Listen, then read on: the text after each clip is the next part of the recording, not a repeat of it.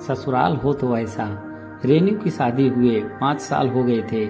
उसके पति थोड़ा कम बोलते थे पर बड़े सुशील और संस्कारी थे।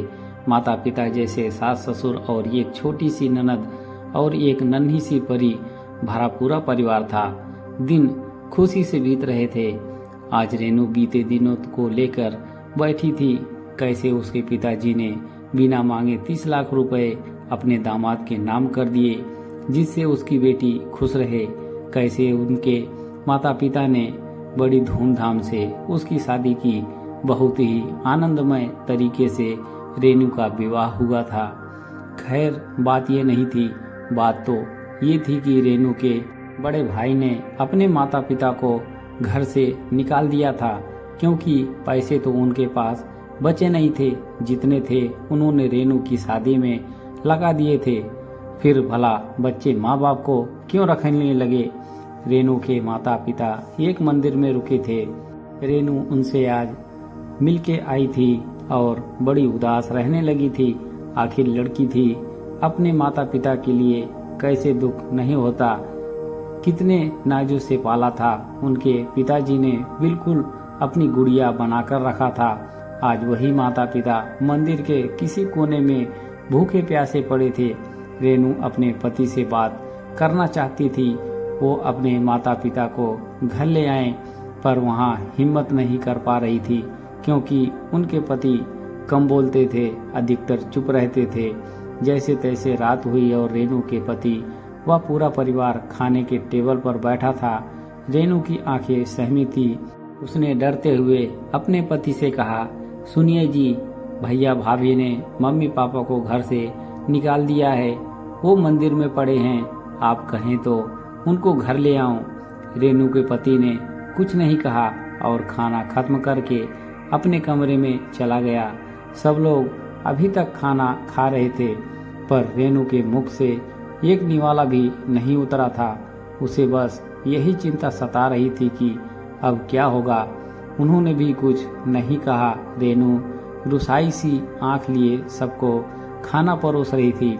थोड़ी देर बाद रेनू के पति कमरे से बाहर आए और रेनू के हाथ में नोटों का बंडल देते हुए कहा, इससे मम्मी डैडी के लिए एक घर खरीद लो और उनसे कहना वो किसी बात की फिक्र ना करे, मैं हूँ। रेनू ने बात काटते हुए कहा, आपके पास इतने पैसे कहाँ से आए जी। रेनू के पति ने कहा, ये तुम्हारे पापा के दिए गए ही पैसे हैं, मेरे नहीं थे इसीलिए मैंने हाथ तक नहीं लगाए। वैसे भी उन्होंने ये पैसे मुझे जबरदस्ती दिए थे।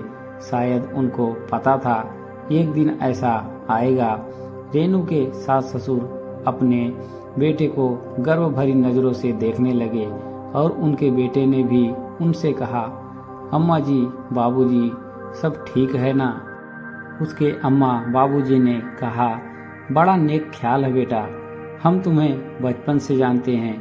तुझे पता है अगर बहू अपने माता पिता को घर ले आई तो उसके माता पिता शर्म से सर नहीं उठा पाएंगे कि बेटी के घर में रह रहे और जी नहीं पाएंगे। इसीलिए तुमने अलग घर दिलाने का फैसला किया। और रही बात इस दहेज के पैसे की, तो हमें इसकी जरूरत नहीं पड़ी क्योंकि तुमने कभी हमें किसी चीज की कमी होने नहीं दी। खुश रहो बेटा, कहकर रेनू और उसके पति को छोड़ सब सोने चले गए।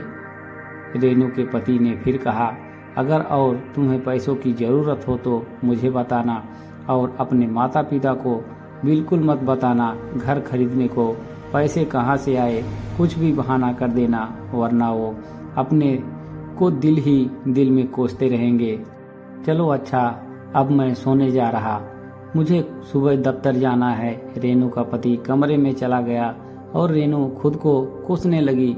मन ही मन ना जाने उसने क्या क्या सोच लिया था। मेरे पति ने दहेज के पैसे लिए हैं, क्या वो मदद नहीं करेंगे?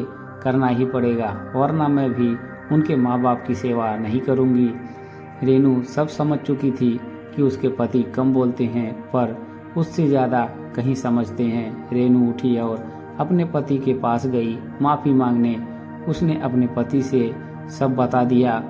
उसके पति ने कहा, कोई बात नहीं होता है, तुम्हारी जगह मैं भी होता तो यही सोचता। रेनू की खुशी का कोई ठिकाना नहीं था। एक तरफ उसके माँ बाप की परेशानी दूर, दूसरी तरफ उसके पति ने माफ कर दिया। रेनू ने खुश और शर्माते हुए अपने पति से कहा, मैं आपको गले लगा लूं। उसके पति ने अट्ठास करते हुए कहा, मुझे अपने कपड़े गंदे नहीं करने। और दोनों हंसने लगे और शायद रेनू को अपने कम बोलने वाले पति का ज़्यादा प्यार समझ आ गया। दोस्तों, कहानी अच्छी लगी हो तो वीडियो को एक लाइक ज़रूर करें। हमारे चैनल पर बने रहने के लिए आप सभी का धन्यवाद।